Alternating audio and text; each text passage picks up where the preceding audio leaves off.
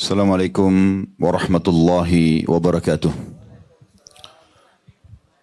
Alhamdulillah, kalimat suci, kalimat mulia yang insya Allah terucapkan juga dari lisan-lisan orang yang mensucikan diri, mendekatkan diri kepada Sang Pencipta Allah dengan penuh keyakinan dalam hati kalau kalimat ini adalah kalimat penghubung antara seorang hamba dengan Tuhannya, di mana Allah Subhanahu wa taala menjadikan kalimat ini sebagai kalimat berterima kasih atas keberadaan kita di muka bumi ini dan juga atas syariat yang telah ditetapkan oleh Sang Pencipta Allah sehingga kita punya panduan hidup. Sekaligus Allah jadikan sebagai penyebab agar seluruh kebutuhan kita di muka bumi ini plus akan ditambahkan balasan yang besar nanti di akhirat dengan mengucapkan kalimat ini. Maka jadilah saudaraku seiman orang yang selalu membasahi lidah dan bibirnya dengan kalimat Alhamdulillah. Selanjutnya kita panjatkan salam hormat kita kepada manusia terbaik, manusia yang telah disempurnakan jalur nasabnya, fisiknya, ilmunya oleh Sang Pencipta Allah, pemimpin para nabi, pemimpin seluruh anak Adam, manusia yang telah diperintahkan oleh Allah untuk dijadikan sebagai suri tauladan. Apapun yang dilakukan oleh manusia terbaik ini, kita dianjurkan untuk mengikuti dan mencontohi. Mengucapkan salam hormat kepada manusia terbaik ini dijadikan ibadah oleh Sang Pencipta Allah. Dengan satu kali ucapan salam kepada beliau akan dibalas dengan 10 rahmat atau 10 kasih sayang, rezeki dari Allah.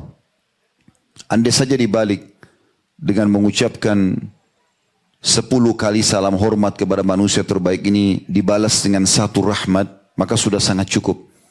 Bagaimana dengan 1 kali salam dibalas dengan 10 rahmat? Maka sangat wajar sebagai seorang muslim setelah memuji Allah, alhamdulillah, kita selalu mengucapkan salam hormat kita, salawat dan taslim kepada Nabi besar Muhammad sallallahu alaihi wa ala alihi wa sahbihi wasallam. Di awal-awal pembukaan saya mengucapkan jazakumullah khairan kepada seluruh jajaran yayasan RLA, seluruh jajaran pejabat pemerintah wilayah Solok, seluruh kaum muslimin dan muslimat yang saya tidak bisa sebutkan satu persatu yang telah hadir. Semoga ini dicatat pahala oleh Allah Subhanahu wa taala. Dan saya di sini berbicara sama sekali bukan karena saya lebih tahu daripada Bapak Ibu sekalian. Tapi kita menjalankan firman Allah Subhanahu wa taala, "Fadzakir fa inna dzikra tanfa'ul mu'minin." Saling memberikan peringatan karena peringatan sangat bermanfaat bagi orang-orang beriman. Dan baginda Nabi sallallahu alaihi wasallam bersabda dalam hadis beliau, "Ad-dinun nasihah." Agama ini isinya semua nasihat. Dan bagaimana para sahabat ridwanullahi alaihim pada saat mereka bertemu, mereka selalu mengatakan, "Ta'al nu'minu sa'ah." Ayo kita saling menasihatin untuk menambah iman kita sesaat. Dalam penyampaian ilmu kita tidak perlu lihat siapa yang menyampaikan, tapi apa yang disampaikan. Kalau qala Allah berfirman, qala Rasulullah sallallahu alaihi wasallam, Rasulullah SAW bersabda, terima. Amalkan. Karena memang agama ini harus disampaikan. Juga sebelum kita mulai, saudaraku seiman, saya mengajak diri saya dan teman-teman sekalian untuk mengikhlaskan niat karena Allah. Kalau tadi yang datang di sini mungkin karena tidak enak, ada undangan, apakah atau diundang oleh atasannya, oleh tetangganya, oleh kerabatnya, atau mungkin karena kebetulan ada anaknya sekolah di sini, atau alasan apapun, maka diubah niatnya. Niatnya karena Allah Subhanahu wa taala. Dalam sebuah hadis yang sahih, kata Nabi SAW, Allah berfirman, yang maknanya, aku adalah sebaik-baik sekutu. Siapa yang menyekutukanku dengan sesuatu, aku akan berikan semua untuk sekutuku itu. Kalau seandainya ada orang mengikutkan Allah dalam niatnya dengan selain Allah, maka tidak berpahala. Sampai kata Nabi SAW dalam lanjutan hadis, jangan kalian, maka ikhlaskan niat kalian dan jangan kalian mengatakan ini untuk Allah dan ini untuk kerabatku. Karena itu semua akan diberikan untuk kerabatnya. Dan jangan juga kalian mengatakan ini untuk Allah dan ini untuk wajah-wajah kalian. Maksudnya untuk menghormati kalian. Karena itu akan diberikan oleh Allah untuk wajah-wajah kalian. Jadi misalnya ada orang silaturahim keluarga lalu dia mengatakan saya datang ke sini karena Allah dan memang karena mau bertemu dengan kalian. Maka tidak ada pahalanya di sisi Allah. Allah tidak ingin dipartnerkan. Sekali berbuat untuk Allah, Allah saja. Di dalam hadis yang lain, semua ini hadis sahih diriwayatkan atau disebutkan oleh Al-Mundhiri dalam kitab Targhib Tarhib beliau dan disahihkan oleh Syekh Albani dalam Sahih Targhib Tarhib. Ada seorang sahabat berkata, "Ya Rasulullah, bagaimana pendapat Anda apa yang didapatkan oleh seseorang yang berjihad, berperang karena Allah dan juga untuk namanya harum, reputasinya?" Kata Nabi SAW, tidak ada apa-apa. Dia tidak dapat apa-apa.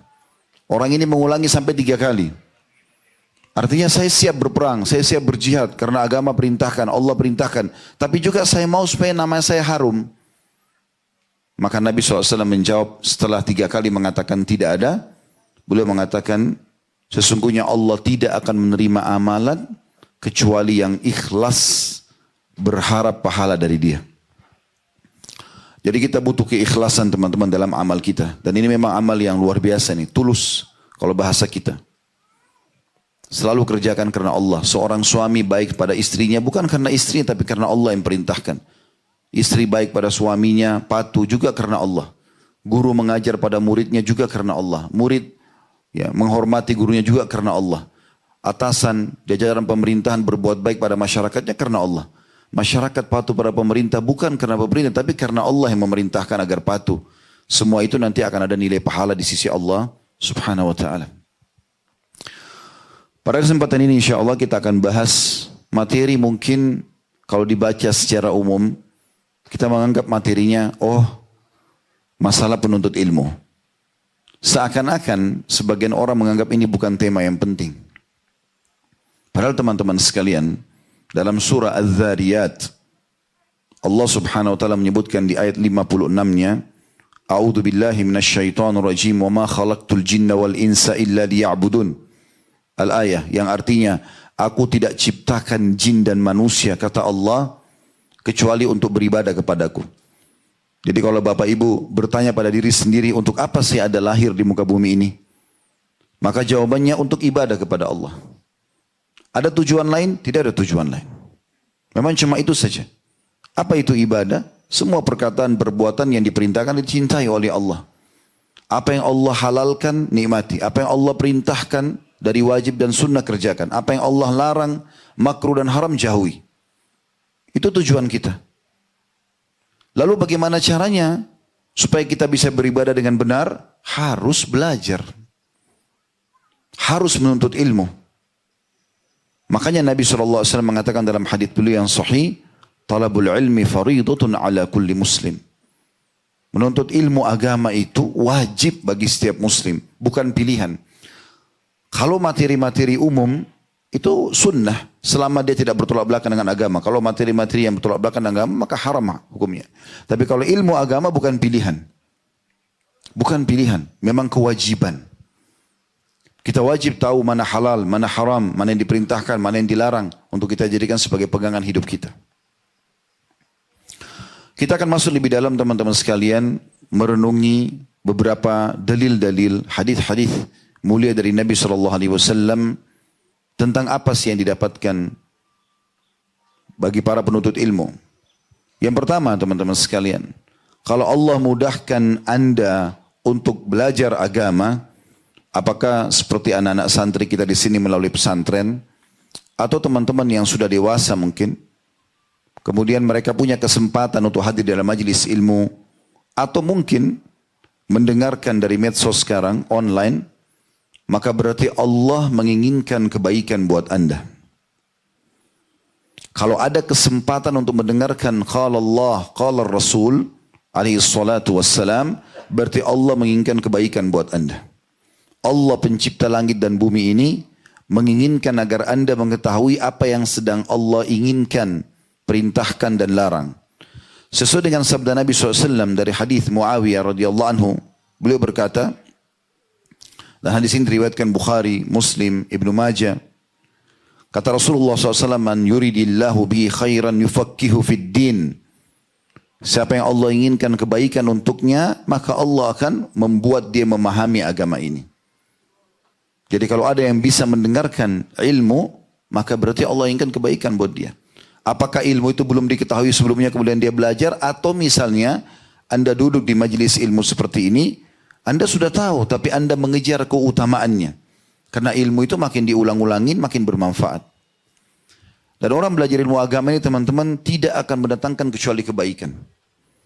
Sampai kata Ali radhiyallahu anhu, ilmu itu akan menjagamu sementara harta kau sibuk menjaganya. Ilmu ini kalau kita pelajari dan makin dalam kita kuasai ilmu agama, maka kita makin terkontrol. Kalau bahasa saya ilmu agama ini seperti bodyguard buat kita. Makin banyak kita ketahui, maka makin menjaga kita. Setiap mau makan, mau minum, mau berinteraksi, mau berbuat apa saja, maka ilmu agama akan mengingatkan, itu boleh atau itu tidak boleh. Kita terpandu. Dan tidak ada batas dalam belajar. Andai saja kita belajar satu kali di majelis ilmu, kepala kita menjadi lebih besar 2 kali lipat. 3 kali kita belajar maka 3 kali lipat. Mungkin sulit orang untuk belajar. Kita belajar dari mulai kita bisa mengucapkan kata-kata di umur 3 tahun, 4 tahun diajarkan orang tua kita. Sampai kita meninggal pun, maka tidak akan pernah mengganggu memori di otak kita. Bisa menampung berapa banyak pun kita belajar.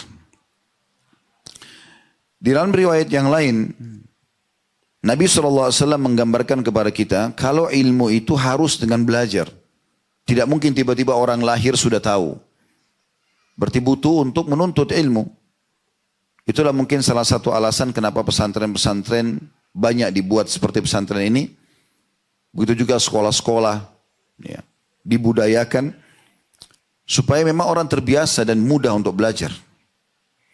Karena kata baginda Nabi SAW, ya ayuhan nas innamal ilmu bitta'allum. Hai sekalian manusia, ketahuilah ilmu itu harus dengan belajar. Dan belajar ini harus butuh serius, butuh niat yang ikhlas, butuh waktu untuk dilowongkan. Kalau teman-teman hanya mengandalkan setiap Jumat dengarin khutbah 20 menit, 25 menit, lalu Anda anggap Anda sudah belajar, ini keliru. Setiap hari aja kita belajar, belum tentu cukup. Apalagi cuma sekedar dengarkan khutbah Jumat. Apalagi kalau hanya sekedar kapan ada waktu. Memang harus dilowongkan. Kita harus merasa kita butuh dengan ilmu ini. Kata para ulama, butuhnya seorang muslim terhadap ilmu agama ini lebih dia butuhkan daripada makanan pada saat dia lapar, minuman pada saat dia haus, tempat tidur pada saat dia mengantuk, bahkan obat dokter pada saat dia sakit. Karena ilmu agama akan memandu dia. Makanan mana yang boleh, mana yang tidak boleh. Minuman mana yang boleh, mana yang tidak boleh. Pergaulan yang mana boleh, mana tidak boleh. Obat mana yang boleh, obat mana yang tidak boleh. Sehingga Allah subhanahu wa ta'ala memberikan taufiknya kepada dia. Lalu kata Nabi SAW, wal fikhu bit tafakkuh. Dan untuk lebih mendalami agama lagi, harus dengan mendalaminya. Kalau ada orang hanya sekedar datang majelis ilmu untuk dia sendiri, untuk dia dengar, menuntut ilmu. Tapi kalau ada orang sengaja kayak gini masuk di pesantren, sengaja duduk di halaqah-halaqah pengajian, membawa kitab, membawa catatan, dia coba perdalam, itu namanya tafakkuh. Dan ini lebih tinggi, lebih dalam lagi. Dengan harapan nanti dia bisa memahami dan kemudian mengamalkan isinya. Lalu kata Nabi SAW, wa may yuridillahu bihi khairan yufakkihu fid din. Dan siapa yang Allah inginkan kebaikan baginya, maka Allah akan buat dia memahami agama ini dengan dalam. Jadi bukan hanya sekedar dengar sepintas saja. Lalu Nabi SAW membacakan ayat, wa innama yakhshallaha min ibadihil ulama. Dan ketahuilah, Orang-orang yang tunduk dan mengenal Tuhannya Allah hanyalah para ulama. Dan tidak mungkin kita sampai pada tingkat ulama kecuali kita belajar terus. Orang yang melakukan atau menghadiri majelis ilmunya punya keutamaan yang besar sekali. Bahkan di atas daripada ahli ibadah. Ada orang suka ibadah tapi tidak punya ilmu. Dan ini mulia di sisi Allah kalau ibadah yang dikerjakan benar. Tapi kalau ada seorang alim, kemudian dia beribadah, maka itu lebih mulia.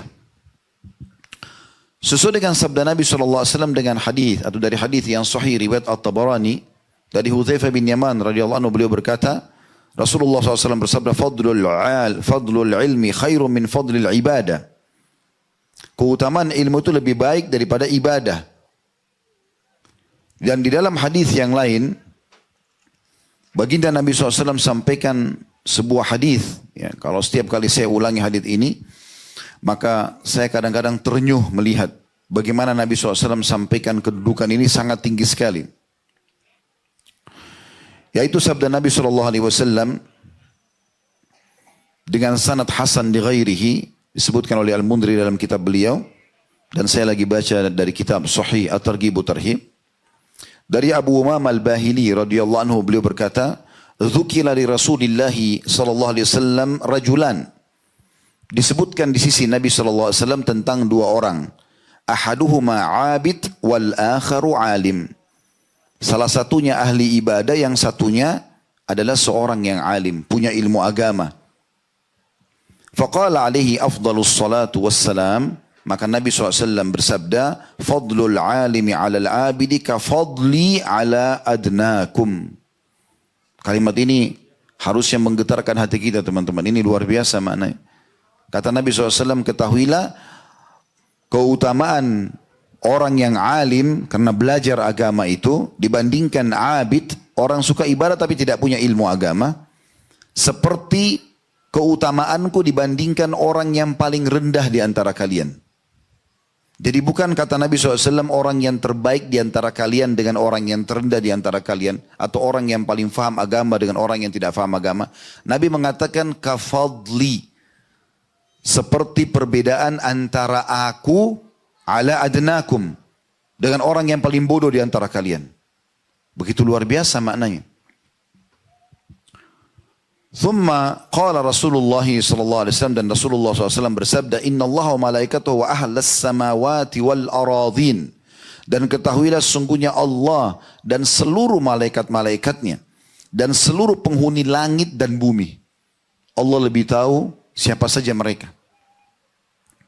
Hatta namlata fi juhriha, sampai semut-semut yang ada dalam lubang mereka. Wa hatta al-huta, sampai ikan yang ada di lautan, la yusalluna ala muallimin nasil khair, akan mengucapkan atau bersalawat kepada orang yang mengajarkan kebaikan kepada manusia. Kalau Allah memberikan dia rahmatnya, memenuhi kebutuhannya, memaafkan kesalahannya, meninggikan derajatnya. Kalau malaikat dan semua yang lain, penghuni langit dan bumi, sampai tadi semut dan ikan-ikan di laut, memohon kepada Allah agar diberikan rahmat kepada orang tersebut. Siapa dia? Muallimun nasil khair. Orang yang mengajarkan orang kebaikan. Dan kebaikan maksudnya adalah agama. Kita jadi tahu dari orang tersebut mana halal, mana haram, mana yang diperintahkan, mana yang dilarang. Hadits ini teman-teman luar biasa. Ya. Bagaimana seseorang harus merenungi hadits seperti ini, agar dia faham sangat tinggi kedudukannya para penuntut ilmu. Seperti kedudukan Nabi SAW dibandingkan orang yang paling bodoh di antara kita. Di dalam hadis yang lain, Nabi SAW menggambarkan bahwasanya orang yang dimudahkan untuk belajar ilmu agama ini, kayak misalnya Ananda atau anak-anak kita di sini yang sedang sekolah di pesantren, Allah gerakkan orang tuanya dan juga hati anak-anak ini mau belajar. Orang tuanya mau mengizinkan anaknya masuk pesantren. Kemudian juga anak-anak ini mau sekolah. Atau Anda yang tidak di pesantren, di luar sana, di lembaga Anda adakan pengajian, Anda mau belajar agama, berarti Anda sudah memudahkan buat diri Anda sendiri menuju ke surga Allah. Karena masuk ke dalam surga harus dengan mengamalkan dan mematuhi perintah Allah dan meninggalkan larangannya. Sesuai dengan sabda Nabi SAW, dan hadits ini sahih diriwayatkan Abu Dawud, Tirmidzi, dan Ibnu Hibban, juga Al-Baihaqi. Dari Abu Darda radhiyallahu anhu bahwasanya Rasulullah SAW bersabda, "Man salaka tariqan yaltamisu fihi ilman sahhalallahu lahu tariqan ilal jannah." Siapa yang meniti jalan menuntut ilmu agama ini, Allah mudahkan dia untuk itu, maka Allah akan mudahkan dia menuju ke surga.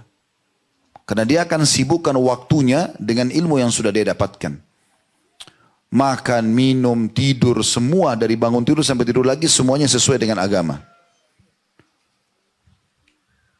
Wa innal malaikata la tada'u ajnihataha li talibil ilmi ridan bima yasna'.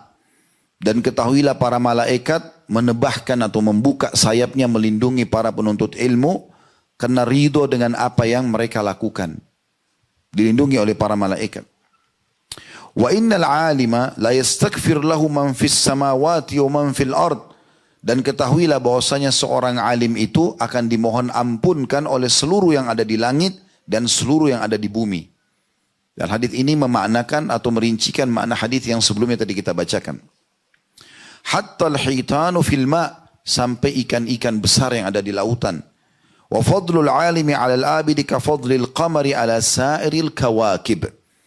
Dan perbedaan antara seorang alim dengan seorang abid, suka ibadah tapi enggak punya ilmu, seperti perumpamaan bulan purnama dibandingkan bintang-bintang lain. Anda lihat di langit bintang-bintang lain kecil, walaupun dia lebih besar secara fisik, tapi karena jaraknya jauh kelihatan seperti kecil cahayanya. Wa innal ulama'a warathatul anbiya. Dan ketahuilah, supaya difahami baik-baik, kalau anda sampai pada tingkat menjadi seorang alim, maka ulama pewaris para nabi. Nabi-nabi sudah meninggal, maka pewarisnya para ulama. Innal anbiya lam yuwarithu dinaran wala dirhama. Dan ketahui para nabi tidak pernah mewariskan dinar dan dirham.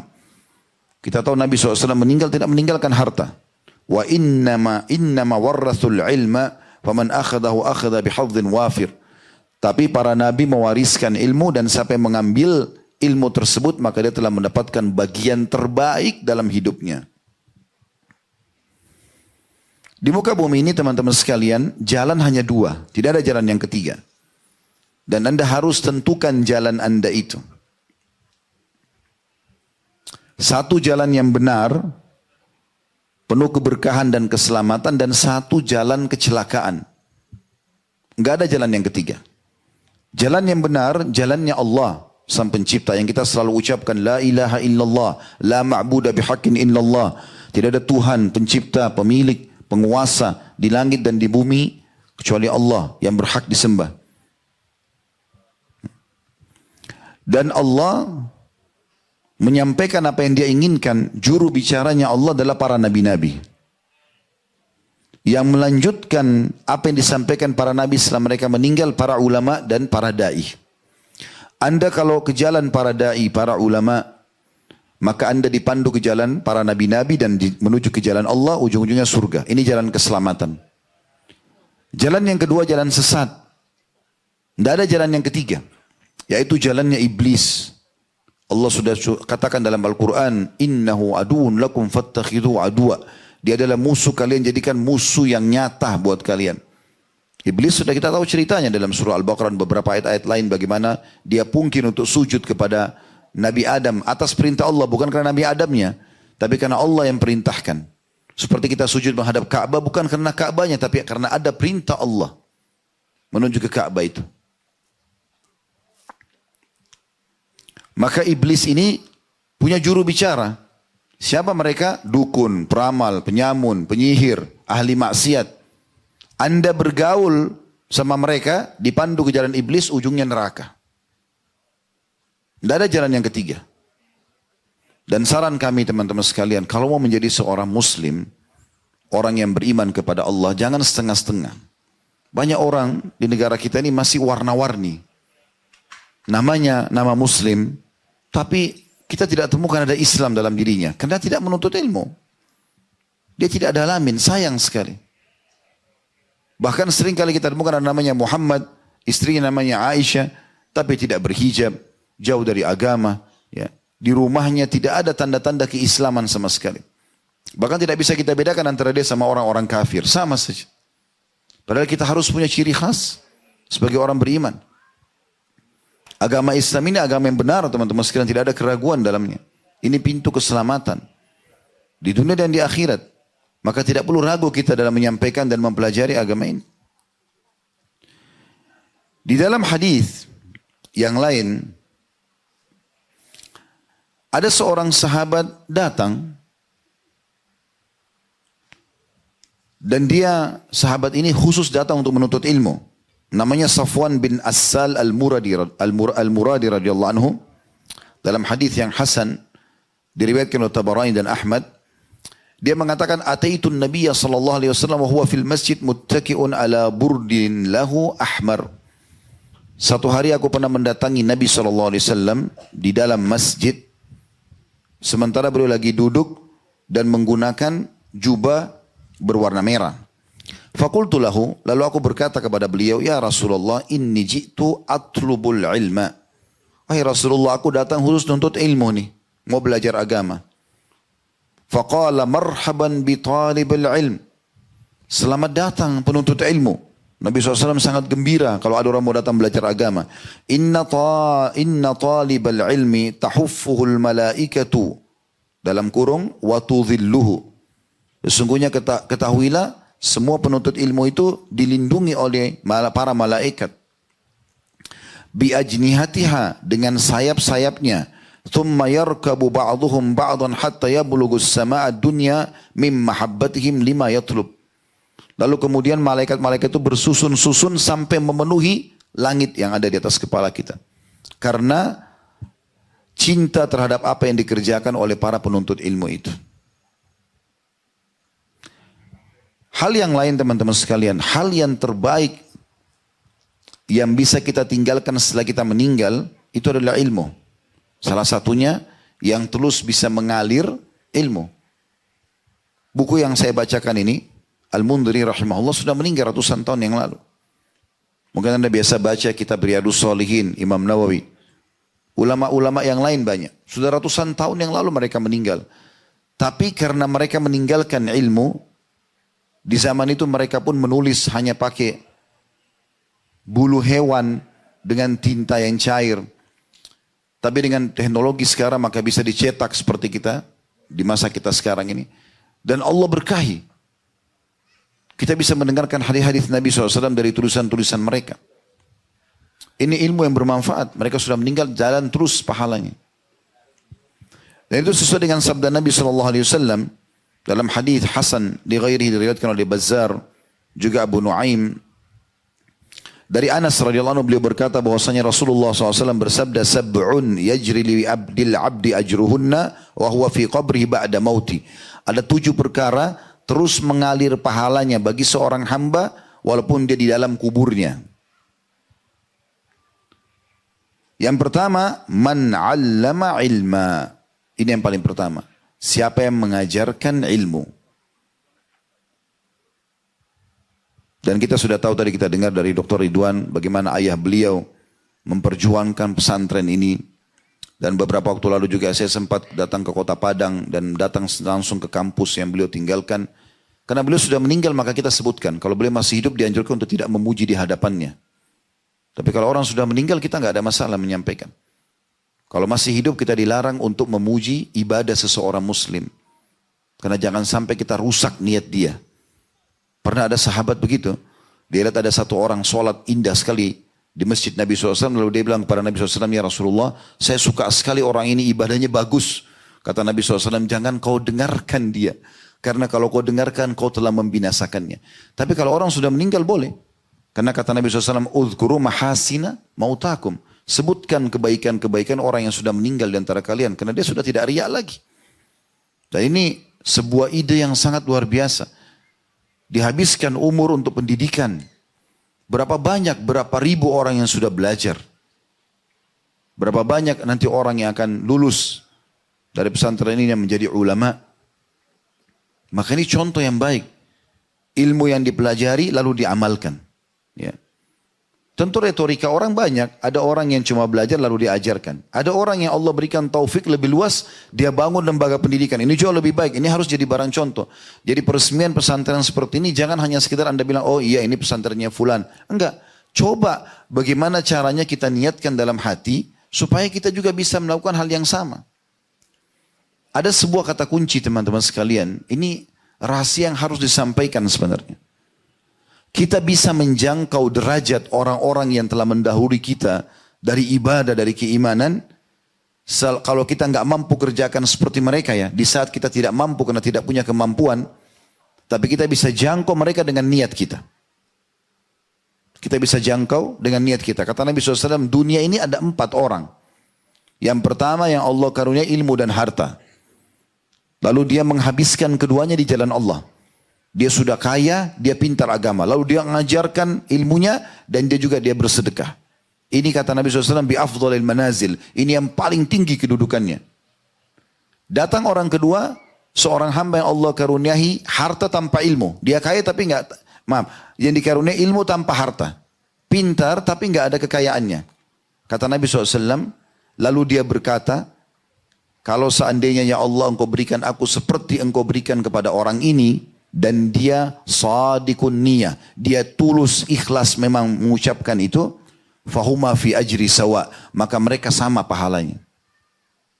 Mungkin kita tidak mampu mengikuti Pak Herman rahimahullah, harus punya tanah seluas ini, punya bangunan semewah ini misalnya. Mungkin orang tidak mampu, tidak semua orang mampu. Tapi Anda masih bisa menjangkau derajat itu dengan niat yang tulus Anda. Anda mengatakan kalau seandainya ya Allah engkau berikan aku seperti engkau berikan kepada orang ini, maka aku akan buat yang sama. Nabi SAW menjamin maka mereka sama pahalanya. Kalau di musim haji sering lihat ada mobil-mobil bus jemaah haji pergi berangkat.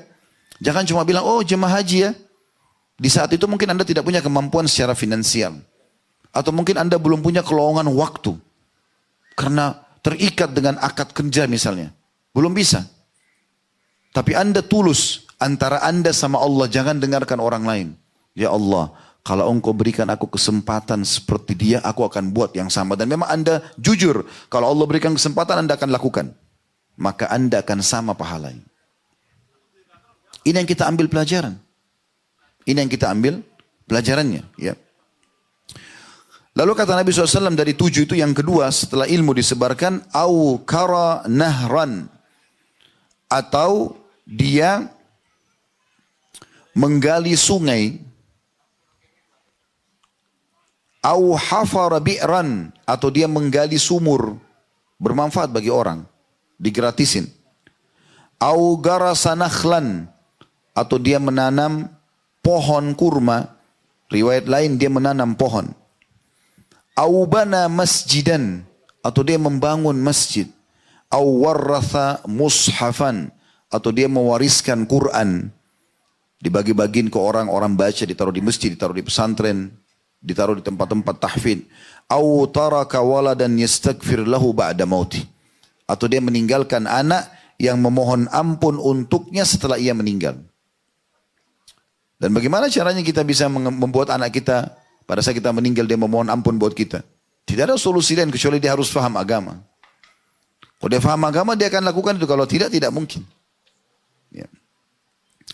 Ada sebuah sikap yang menarik sekali. Atau ada hadis yang lainnya mirip dengan ini, saya sebutkan dulu. Hadis hasan diriwayatkan oleh Ibnu Majah, dan ini dari sahabat Abu Hurairah radhiyallahu anhu, beliau berkata Rasulullah SAW bersabda, inna mimma yalhaqul mu'mina min amalihi wa hasanati ba'da mautihi, sesungguhnya termasuk yang akan menyusul seorang mukmin dari amal-amal solehnya dan pahala-pahalanya setelah matinya adalah ilman 'allamahu wa nasyarah. Ilmu yang dia belajar dan dia ajarkan kemudian disebarluaskan.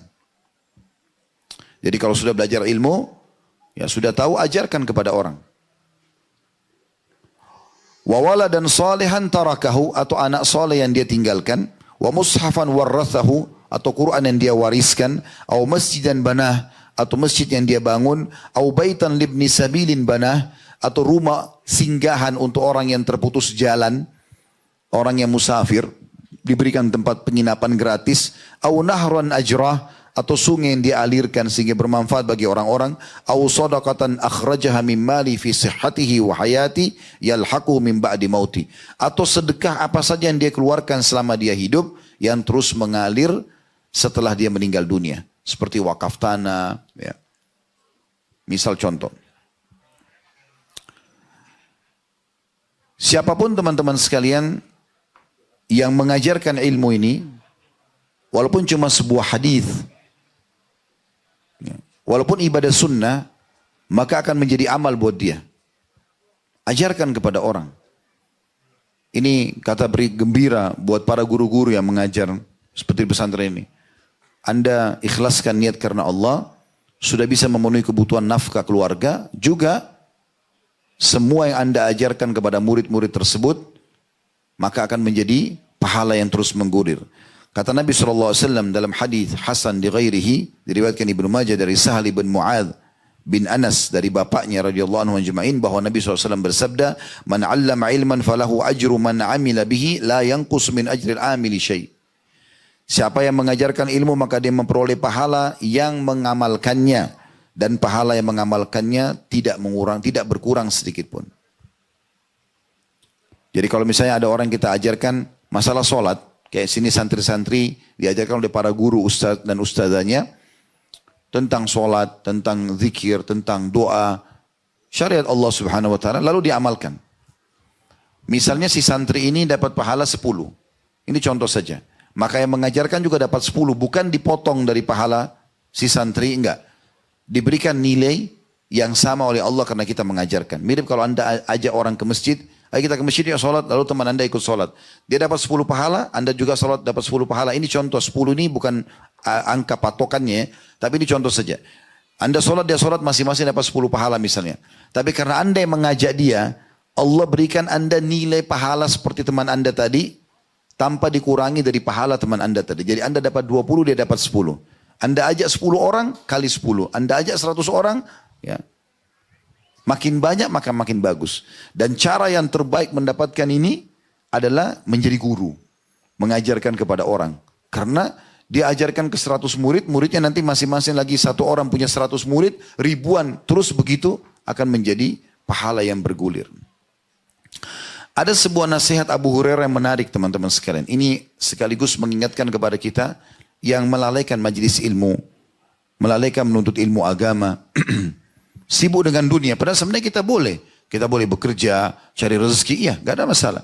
Tapi jangan lupakan ilmu. Bahkan buat simbol dalam hidup kita tidak ada hari tanpa ilmu.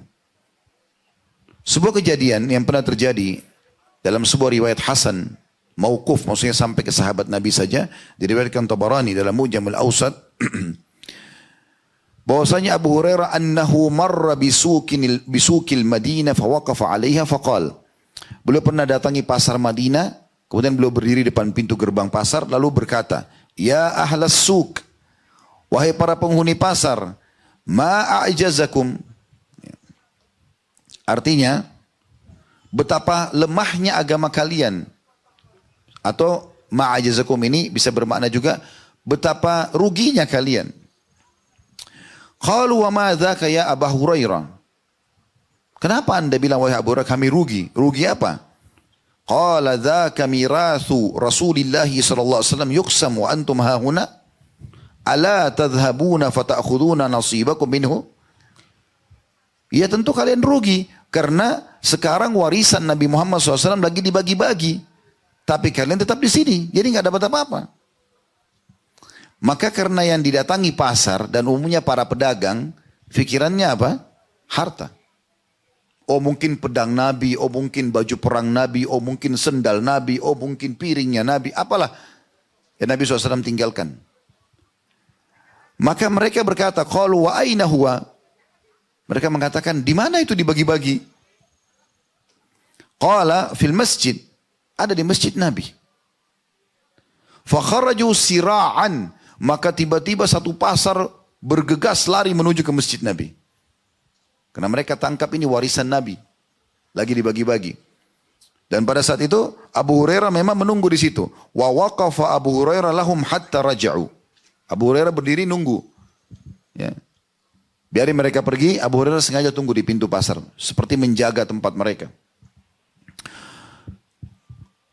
Kemudian, faqala lahum ma lakum, pada saat mereka kembali, Abu Hurairah tanya, bagaimana kalian? Faqalu ya Abu Hurairah, qad ataina al-masjida fadakhalna fihi falam nara fihi syai'an yuqsam. Wahai Abu Hurairah, kami datang ke masjid Nabi, kami tidak temukan ada yang dibagi-bagi. Gitu kan. Faqala lahum Abu Hurairah, maka Abu Hurairah berkata, wa madza ra'aitum fil masjid? Wa ma ra'aitum fil masjid ahada? Apa kalian tidak lihat satupun orang di dalam masjid? Qalu bala. Kami lihat, ada banyak orang di masjid. Ra'ayna qauman yusallun. Kami dapatkan ada orang yang sedang sholat. Wa qauman yaqra'una al-Qur'an. Dan ada satu kaum lagi, kaum ini biasa 3 orang ke atas, yang sedang baca Quran. Wa qauman yatadzakaruna al-halala wal haram. Dan satu kelompok lagi sedang membahas tentang halal dan haram. Faqala lahum Abu Hurairah, waihakum, fadzaka mirathu Muhammadin sallallahu alaihi wasallam. Celaka kalian ini, kalau kalian tidak tahu, itulah warisan Nabi yang saya maksudkan. Artinya, sholat, baca Quran, belajar tentang halal haram, bukan hanya sibuk dengan dagangan saja.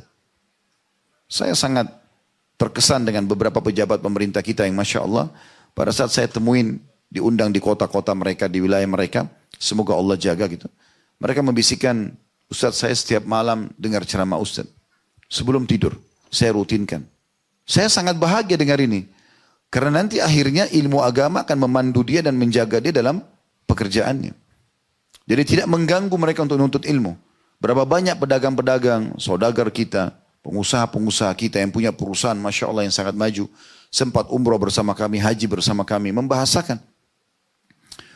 Saya Alhamdulillah, semenjak mengikuti pengajian Ustadz 3 bulan lalu, 1 tahun yang lalu, 2 tahun yang lalu, saya merasa perubahan. Saya sekarang mulai menyortir mana halal, mana haram. Alhamdulillah, dipandu. Tapi dengan belajar. Dan mereka harus melakukan teman-teman. Dalam mengerjakan ibadah ini kita harus paksakan diri ya, tidak bisa tidak.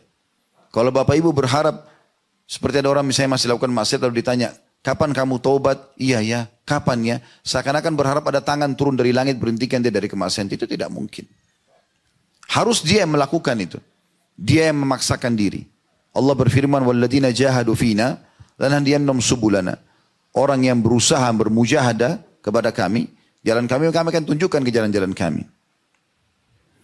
Waktu Imam Ahmad rahimahullah di awal-awal menuntut ilmu hadis, yang tersebar harum namanya itu Imam Malik.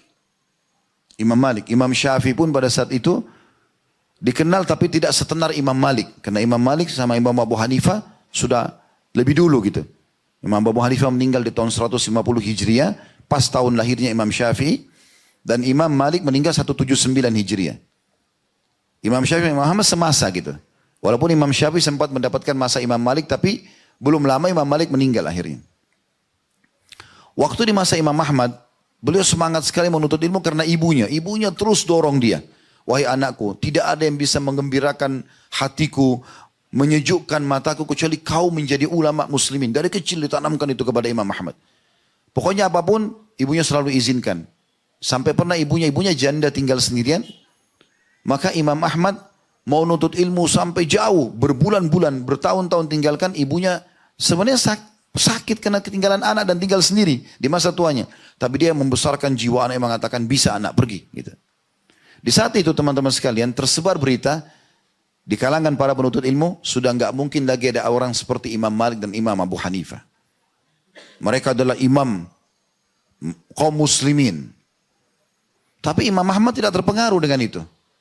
Beliau terus saja menuntut ilmu, terus tidak pernah berhenti. Sampai beliau juga mencapai derajat 2 imam tersebut menjadi imam madhab. Tidak ada kata-kata terlambat. Mungkin hari ini kita tidak tahu, besok kita jadi tahu. Belajar terus. Dan dalam menuntut ilmu ini luar biasa gitu. Kalau anda ikhlaskan niat, maka anda akan dihitung seperti mujahid. Berperang jalan Allah. Dalam sebuah hadis yang sahih. Hadis ini diriwayatkan oleh Ibnu Majah dan Al-Baihaqi. Diriwayatkan juga atau disampaikan oleh sahabat Abu Hurairah radhiyallahu anhu bahwasanya beliau mengatakan, aku mendengarkan Rasulullah SAW bersabda, man jaa masjidi hadza lam ya'ti illa li khairi yata'allamuhu aw yu'allimuhu fahuwa bimanzilatil mujahidin fi sabilillah. Siapa yang datang ke masjidku ini, kata Nabi SAW, itu kepada para sahabat pada saat itu ya. Dia tidak ada tujuan kecuali ingin belajar, kemudian mengajarkan, maka dia seperti mujahid di jalan Allah. Wa man ja'a li ghairi dzalika fa huwa bi manzilatir rajuli yanzuru ila mata'i ghairihi. Dan siapa yang datang selain daripada itu, maka dia hanya seperti melihat saja, ya. Melihat saja barang-barang orang, tapi dia tidak mengambil manfaat dari barang-barang tersebut. Saudaraku seiman, saya ingin tutup dengan poin-poin ini. Kalau kita sudah faham dan kita ingin belajar ilmu agama karena keutamanya sangat besar dan kita tidak bisa sebutkan semuanya karena melihat waktu. Kalau sudah belajar teman-teman sekalian, hati-hati. Niat belajar untuk keperluan kita, supaya kita tahu hukum Allah, dan juga supaya kita ajarkan dengan ikhlas. Jangan pernah mencari ketenaran. Jangan pernah niat untuk menyaingi para ulama. Itu dilarang dalam Islam. Kata Nabi Muhammad SAW dalam hadis yang sahih riwayat Abu Daud dan Ibnu Majah, "Man ta'allama ilman mimma yubtaga bihi wajhullah ta'ala la yata'allamu illa liyusiba bihi aradan minad dunya lam yajid arafal jannati yawmal qiyamah ya'ni rihaha." Siapa yang belajar ilmu agama yang semestinya dicari karena wajah Allah, tetapi dia tidak mempelajarinya kecuali untuk mendapatkan manfaat dunia, supaya dapat ijazah saja, supaya jadi guru, supaya bisa hidup, bukan sebenarnya untuk mendapatkan keridhaan Allah Subhanahu wa taala, maka dia tidak akan dapat mencium wanginya surga. Ya. Di dalam hadis yang lain, dan hadis ini cukup panjang, tapi saya ringkaskan karena ada 3 golongan yang disebutkan dalam hadis ini. Di antara 3 golongan ini adalah yang orang pertama dihisab di hari kiamat. Salah satu dari 3 ini adalah rajulun ta'allamal ilma wa 'allamah. Di tengah hari kiamat nanti ada orang yang menuntut ilmu dan dia mengajarkan, sibuk menjadi dai, menjadi guru. Wa qara'a al-Qur'an, sibuk membaca Al-Quran. Fa'utiya bihi fa'arrafahu ni'amahu fa'arafaha. Lalu Allah perlihatkan dia, masa dia kecil masuk di pesantren, mulai dia hafal hadis, 1 hadis, 2 hadis, 1 ayat, 2 ayat, mulai dia belajar, kemudian mulailah dia meningkat pengetahuannya, lalu mulai dia mengajar ke orang lain, Allah lihatkan semua. Dan dia tahu itu, maka Allah bertanya, "Fama amilta fiha?" Apa yang kau buat dengan potensi yang aku berikan itu? Kesempatan belajar segala macam, kekuatan hafalan, sampai bisa mengajar sana sini. Maka dia mengatakan, "Qala ta'allamtul ilma wa 'allamtuhu." Aku belajar ilmu dan aku ajarkan. "Wa qara'tu fikal Qur'an." Dan aku juga baca Quran. Semua itu aku kerjakan karena kamu ya Allah. Ingat teman-teman, kita bisa berbohong pada manusia. Manusia bisa tertipu dengan kita seakan-akan kita ikhlas, tapi sama Allah tidak bisa. Apa kata Allah SWT? Qala kadzabta walakinnaka ta'allamta liyuqala alim. Kau telah bohong. Kau belajar agar kau dikatakan seorang alim. Wa qara'tal Qur'an liyuqala huwa qari'. Dan kau baca Quran supaya dibilang kamu seorang qari'. Perhatikan di sini, ini kalimat ini menyentuh sekali. Faqad qil. Apa maksudnya? Dan itu sudah diucapkan. Itu sudah diucapkan.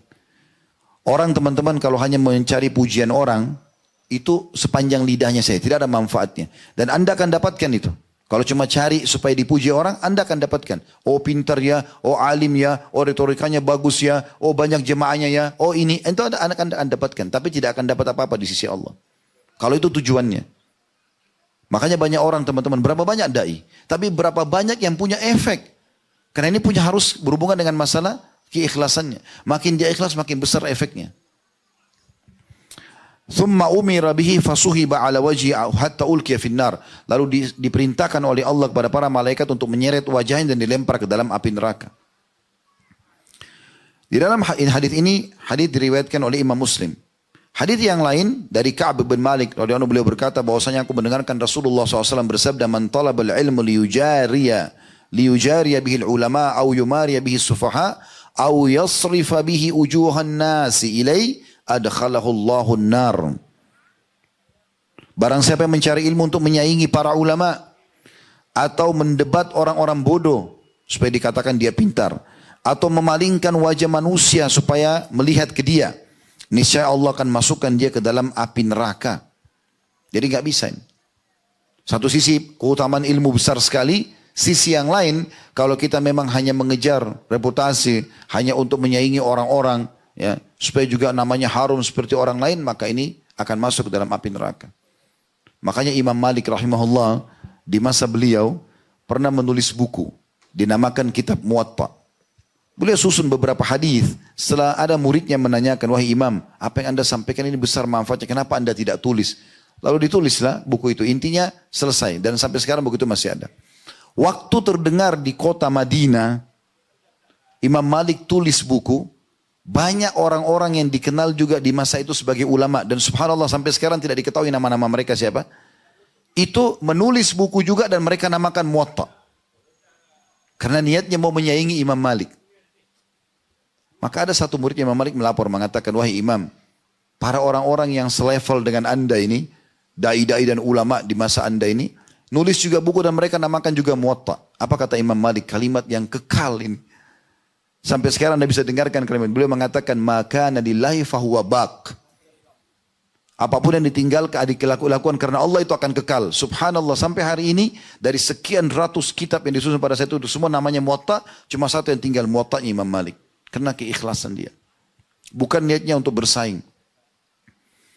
Bahkan banyak di antara kaum salafus salih, mereka tidak dikenal kalau mereka seorang alim. Tidak dikenal wajahnya bahkan. Kalau zaman kita sekarang apa boleh buat ada media. Tapi zaman dulu orang tidak tahu. Dan memang mereka tidak membanggakan diri. Sampai ada di antara alim yang dihina-hina oleh orang di pinggir jalan karena dipikir dia itu orang biasa. Setelah ditahu baru kemudian malu. Pernah dinukil dari Ibnu Abbas radhiyallahu anhu, beliau jalan, ada orang lewat, orang itu kebetulan dengar dari temannya, kalau itu sepupunya Rasulullah. Langsung tiba-tiba orang itu datang tanpa ada angin, tanpa ada apa-apa nih. Kau mentang-mentang sepupu Rasulullah, kau mentang-mentang mungkin dicaci maki yang tidak masuk akal. Abdullah bin Abbas diam saja, enggak bicara apa-apa. Sampai orang itu selesai. Dan ini sebuah teori yang sangat luar biasa. Kalau ada yang mengajak anda bertengkar, enggak usah dilayani. Ini akan habis kata-katanya. Kapan dia terus terjadi pertengkaran tersebut kalau kita layani gitu. Maka beliau diam saja. Sampai orang itu selesai. Ibnu Abbas lihat ke arah dia lalu mengatakan, apa kau sudah selesai? Dia bilang iya. Kata Ibnu Abbas radhiyallahu anhu, ya, ini ada jubah saya baru beli. Saya akan hadiahkan kepada kamu, dikasih. Lalu dia bilang sama salah satu muridnya, berikan uang kepada orang ini dan sampaikan alamat kita. Kalau dia butuh apa-apa silakan suruh dia datang. Akhirnya orang itu malu menjadi murid dia. Orang kalau makin tinggi bobot ilmunya, makin ikhlas, dia tidak akan terpengaruh dengan emosionalnya. Dia akan berjalan dengan tahu ini semua pahala. Karena semua pun teman-teman yang terjadi, apapun orang sengaja mencaci maki kita atau itu semua dengan hikmah Allah terjadi. Bisa Allah jadikan sebagai pembersih dosa-dosa kita atau sebaliknya. Ya, Allah memang mencatatkan sebagai pahala buat kita. Kita tutup teman-teman sekalian dengan hadis Nabi alaihi salatu wassalam. Dan ini hadis sahih di ghairihi. Hadis ini diriwayatkan oleh Imam Ahmad Al-Bazzar. Dari Abu Umamah radhiyallahu anhu beliau berkata, aku mendengarkan Rasulullah SAW bersabda, arba'un tajri alaihim ujuruhum ba'dal maut. Ada 3 orang yang terus mengalir pahalanya setelah meninggal. Yang pertama, rajulun mata murabitan fi sabilillah. Yang pertama adalah orang yang mati dalam kondisi dia berjaga di perbatasan antara muslimin sama orang-orang non-muslim. Kalau dia meninggal, ya maka pahalanya terus jalan. Apa yang dia kerjakan selama dia hidup, Allah tetap tidak ngulirkan pahalanya. Sholatnya, puasanya, dan seterusnya. Yang kedua, warajulun allama ilman, fa'ajruhu yajri alaihi ma'umila bihi. Seseorang yang mengajarkan ilmu, kemudian pahalanya akan terus bergulir selama ilmu itu diamalkan. Ini saksi bahasan kita. Yang ketiga, warajulun ajra sadaqatan fa'ajruha lahu ma jarat. Yang ketiga, orang yang bersedekah, yang akhirnya bermanfaat terus sedekah itu, seperti wakaf tanah, pesantren, masjid, dan segala macam, yang terus digunakan dan pahalanya berjalir buat dia. Yang terakhir, yang ketiga, yang keempat, warajulun taraka waladan salihan yad'ulah. Seseorang meninggalkan anak yang saleh, yang terus mendoakan dia. Dan ini tidak mungkin kecuali dengan ilmu, dengan belajar. Ya, dengan belajar. Juga saya ingin tambahkan teman-teman sekalian, kalau belajar ilmu, selain ikhlas, ini sebagai penutup insya Allah, jauhi kemaksiatan kepada Allah subhanahu wa ta'ala. Karena tidak bisa bertemu antara dua hal ini. Kapan Anda buka pintu kemaksiatan kepada Allah, dosa-dosa, maka ini bisa mengganggu. Tidak bisa ketemu seperti minyak sama air. Yang masyhur adalah kisah Imam Syafi'i rahimahullah. Ini rumah Imam Syafi'i, kita ibaratkan begitu, ini cuma ibarat saja. Ini rumah gurunya bernama Imam Waqi'. Setiap hari Imam Syafi'i selalu datang dari jalan dari rumahnya ke rumah Imam Waqi'. Di antaranya ada pasar.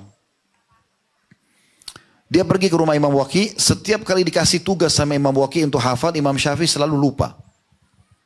Maka beliau ceritakan, tapi dalam bentuk syair. Beliau mengatakan, syaqautu ila Waqi'i su'a hifdhi.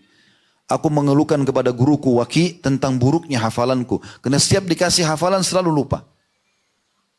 Fa'arsyadani ila tarkil ma'asi. Maka aku diperintahkan oleh Imam Waqi', guruku, untuk meninggalkan dosa. Wa akhbarani bi anna ilma nurun, dan memberitahukan kepadaku bahwasanya ilmu itu adalah cahaya, wa nurullahi la yu'ta li asi, dan cahaya Allah tidak akan diberikan kepada ahli maksiat. Sekecil apapun dosa sudah cukup membuat hafalan kita berkurang. Ya, ilmu itu kita bisa lupa, kita jadi malas mengamalkan sedikit pun dosa itu. Imam Syafi'i rahimahullah mengubah posisi jalan, beliau terus muhasabah, ini ada masalah apa nih? Ternyata karena dia jalan dari depan pasar ini, di pasarnya ada transaksi ribawi, ada segala macam. Lewat itu aja sudah mengganggu dia. Akhirnya beliau ubah, lewat dari belakang pasar. Kata Imam Syafi'i, setelah saya amalkan wasiatnya Imam Waqi', maka kalau saya sedang baca kitab, buku, saya tutup sebelahnya. Karena kalau saya buka, saya langsung hafal semua. Tidak bisa ketemu ilmu agama ini dengan maksiat. Mungkin di sini di pesantren, para santri dan santriwati tahu dipisahkan misalnya. Guru, ustadz dan ustadzah dipisahkan. Memang itu salah satu hal yang diperintahkan dalam agama. Mungkin bagi orang yang belum terbiasa kaget. Tapi begitu perintah Nabi SAW. Kita bukan mengatakan tidak boleh interaksi. Karena di pasar kita interaksi. Tapi di saat hal-hal yang tidak dibutuhkan, maka dijaga jarak. Memang seperti itu. Maka ini bagian daripada hal yang harus diperhatikan. Allahu alam. Saya cukupkan sampai sini teman-teman sekalian, dan mohon dimaafkan kalau ada sesuatu yang kurang dari penyampaian kami ataupun yang salah. Tapi inilah yang Allah titipkan kepada kami sebagian dari ilmu yang bisa kami bacakan. Semoga kami termasuk orang yang pertama mengamalkan, bukan cuma mengucapkan saja. Dan juga memudahkan Bapak Ibu sekalian juga untuk beramal, berilmu. Dan juga semoga Allah menyatukan kita semua di surga Firdausnya tanpa hisab. Sebagaimana Allah satukan kita dalam majlis ilmu yang mulia ini.